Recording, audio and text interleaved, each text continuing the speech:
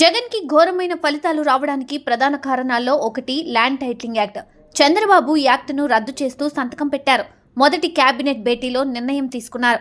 దీనికి సంతోషపడాల్సిన జగన్ రెడ్డి ఆ యాక్ట్ రద్దు కాకుండా అడ్డుకుందామని పార్టీ నేతలకు నూరిపోస్తున్నారు.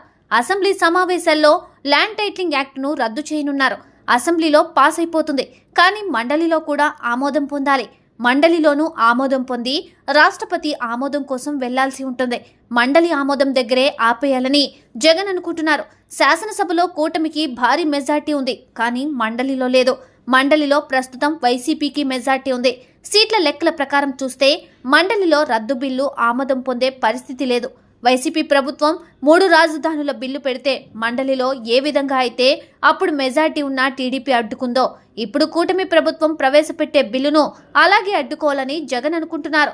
తాము తెచ్చిన ల్యాండ్ టైటిలింగ్ యాక్ట్గా జగన్ మద్దతుగా ఉన్నారు. ప్రజలు వ్యతిరేకించారని తెలిసినా ఆయన ఆ చట్టాన్ని రద్దు కాకుండా చేస్తామంటున్నారు. అయితే ఆ చట్టం వల్ల నష్టం జరిగిందని, రద్దు చేస్తే చేసుకోవాలని అనాల్సింది పోయి రద్దు కాకుండా చూస్తాము అనడం మంచి వ్యూహం కాదని వైసీపీ పెద్దలు కూడా గింజుకుంటున్నారు.